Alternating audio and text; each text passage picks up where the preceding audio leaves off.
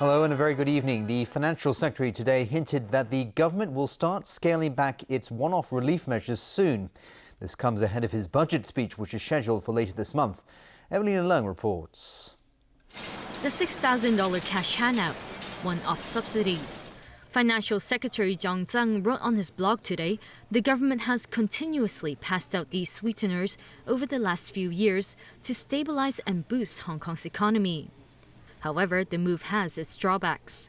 According to Zhang, the public has become more focused on these relief measures rather than long-term policies.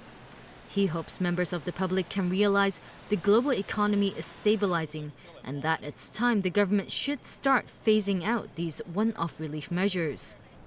The financial chief didn't specify when the administration will start doing so, but simply said it will be soon.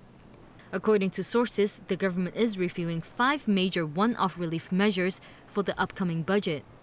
The measures include electricity subsidy, public housing rent waivers, extra comprehensive social security assistance payments, waivers of rates, as well as salaries tax rebates. But as to how much will be cut back, sources say it depends on how much surplus the government will end up with in the current financial year.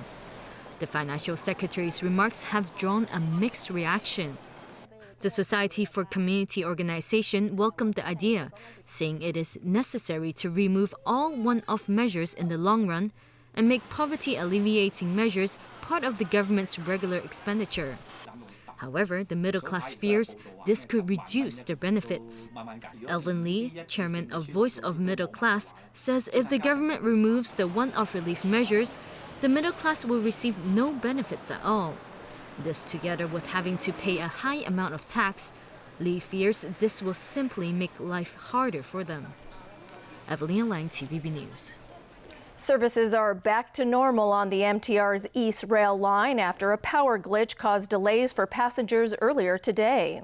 The incident happened near University Station, leaving one train stuck on the line. As Vicky Kung reports, it took 4 hours of repair work before regular services resumed. Engineers rushed to the Kowloon-bound section of track between University and Fawton stations to fix the faulty power cable. The incident happened at about 11:30 this morning and left a train stuck at University Station. The MTR Corporation said initial investigations found the malfunction was due to a damaged cable insulator. The train involved blocked one of the 2 lanes at University Station. The MTRC had to use the remaining lane for trains going both directions. During the 4 hours needed to carry out the repairs, trains between Tai Po Market and Fawton ran at 20-minute intervals. That resulted in delays for services between Hong Kong and Fawton, as well as for trains between Tai Po Market and the border. We just wait for 15 minutes and then another train come up. They said that there's some electricity supply problem. That's it. The railway company provided free shuttle buses for passengers, but some were not happy with the arrangements. This man said he was annoyed because he wasn't informed about the breakdown or any alternative transportation. Normal services resumed at 3:19 p.m. The MTRC is now investigating the cause of the incident. It's apologized for the inconvenience caused. Vicky Kong, TVB News. Well, it's the heaviest snow Tokyo has seen in nearly half a century. It's left at least 11 people dead and more than 1,200 injured. Hundreds of flights have been disrupted, and some travellers who returned to Hong Kong today said they were stranded at Haneda Airport for up to 19 hours. The Hong Kong Airport Authority is urging those heading for Japan to check flight information before heading to the airport. Tokyo was blanketed in more than 27 centimetres of snow last night. The dangerous icy road conditions have resulted in a number of fatal accidents. More blizzards are still expected tomorrow in what the Japanese authorities have described as the city's heaviest snowfall in 45 years. It's election day in Tokyo, where residents flock to the polls to elect their next governor. The outcome of today's vote is widely seen as a test for Japan's public opinion on atomic power. This as the nation continues to suffer from one of the world's worst nuclear disasters in history. For the past 2 weeks, a total of 16 male candidates have been campaigning hard to become the leader of Japan's capital.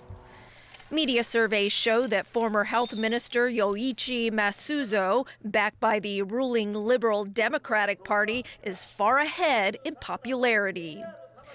A victory for Masuzo would be a relief to Prime Minister Shinzo Abe. Abe suffered a setback last month when a candidate he backed lost an election for mayor of the city of Nago on Okinawa Island to the incumbent who opposes moving a U.S. Marines airbase to his city. Trailing close behind Masuzo is ex-Prime Minister Morihiro Hosokawa, who's made opposing nuclear power his campaign platform.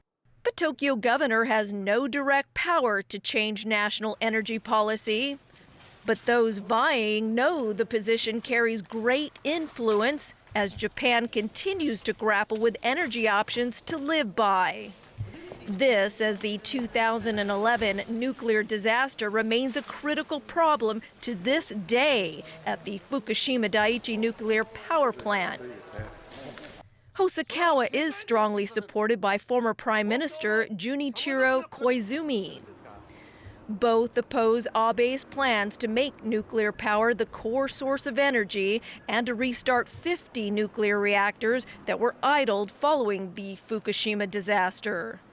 Other frontrunners include Kenji Utsunomiya, a human rights lawyer, and Toshio Tamagami, a former military officer expected to draw support from nationalists pushing for a more assertive Japan. The new governor of Tokyo will replace Naoki Inose, who resigned in December over a financial scandal. Polls close at 8 p.m. and ballots are due to be tallied the same day. Japanese Prime Minister Shinzo Abe expressed hope relations between his country and Russia would improve after meeting President Vladimir Putin on the sidelines of the Winter Olympics in Sochi. Abe also said Putin would visit Japan in the autumn, a sign of improving ties between the two countries whose relations have been strained by territorial disputes. The two sides have agreed to revive talks on resolving a long dispute over a chain of islands known in Russia as the Southern Kurils and in Japan as the Northern Territories. Thai authorities remain on alert after 2 men were injured yesterday in a small explosion at an anti-government protest site in Bangkok.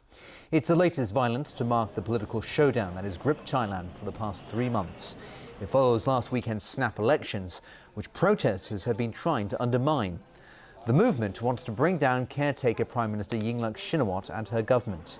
The opposition accuses her administration of corruption and being a proxy for her brother Thaksin, who went into self-exile after being ousted as premier in a military coup in 2006.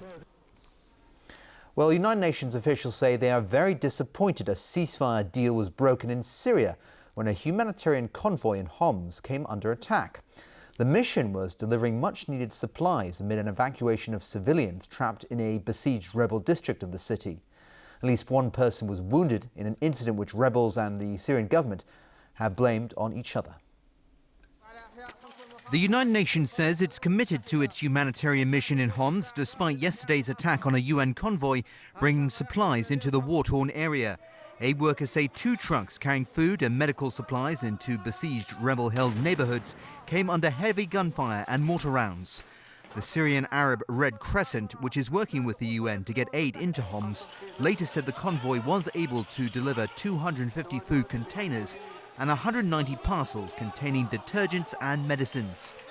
The attack left at least 1 person wounded and cast serious doubt on whether the fragile ceasefire will hold. The governor of Homs province, a member of the Syrian President Bashar al-Assad's regime, told the Lebanon-based news network that rebel forces were responsible. This was denied by rebels in Homs who blamed Syrian government forces. Syrian forces loyal to Assad have prevented the entry of food and medical aid into rebel-held parts of the city for more than a year, badly affecting hundreds of civilians holed up in the areas. A temporary ceasefire has been enforced to allow women, children and elderly to leave the shattered city while allowing aid into Homs. The city has been a key battleground in the Syrian civil war. Up to 3,000 civilians are thought to be stranded there.